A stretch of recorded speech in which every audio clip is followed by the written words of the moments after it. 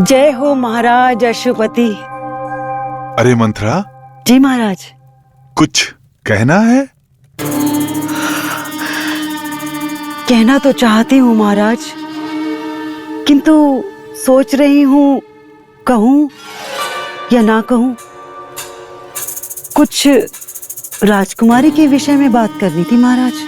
अब पहेलियां मत बुझाओ, साफ साफ कहो क्या बात है। महाराज अशुपति, राजकुमारी की आंखों में पड़ा है हमने। महाराज दशरथ के प्रेम में पड़ गई है राजकुमारी, और ये उचित नहीं है महाराज। इसीलिए मैं आपको सावधान करने के लिए आई हूँ। तब तो उसे रोकना होगा। अच्छा हुआ जो तुमने समय रहते हमें बता दिया। मैं आज ही महाराज दशरथ की विदाई करा देता हूँ। ओहो महाराज, बात वो नहीं है जो आप समझ रहे हैं। मेरी पूरी बात तो सुनिए आप। सुन लिया। जो अनुचित है वो अनुचित ही है। हम जानते हैं कि महाराज दशरथ पहले से ही विवाहित हैं। उनकी दो रानियां हैं, और फिर भी हमारी बेटी उनसे प्रेम कर बैठी, तो ये अनुचित ही है ना? नहीं, अनुचित नहीं है महाराज, उचित है, और पूरी तरह से उचित है।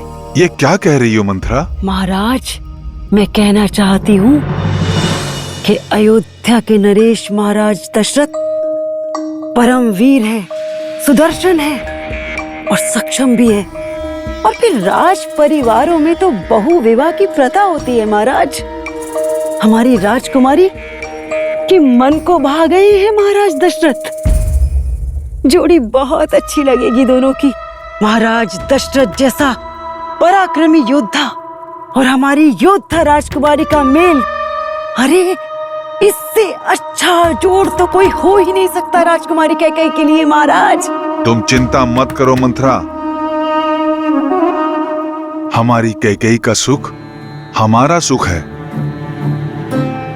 हमारी कैकेयी महाराज दशरथ से विवाह करना चाहती है, तो ऐसा ही होगा। नहीं महाराज, ऐसे नहीं होगा विवाह, कदापि नहीं होगा। अब क्या हुआ तुम्हें? क्यों नहीं होगा विवाह? महाराज अशुपति, राजकुमारी को बालपन से माँ का प्रेम प्राप्त नहीं हुआ है, तो उनकी माँ बनकर विचार कीजिए, सोचिए अपनी पुत्री के भलाई के विषय में। अयोध्या के महाराज दशरथ के पहले से ही दो रानियां हैं, और फिर भी वो निसंतान है। तो हमें महाराज दशरथ के समक्ष विवाह के शुल्क के रूप में अपनी बात रखनी होगी कि चाहे जो कुछ भी हो जाए, हमारी राजकुमारी कैकेयी से उत्पन्न पुत्र ही अयोध्या राज का उत्तराधिकारी होगा। और हाँ, तभी विवाह के लिए हाँ कहिएगा महाराज, अन्यथा कदापि नहीं।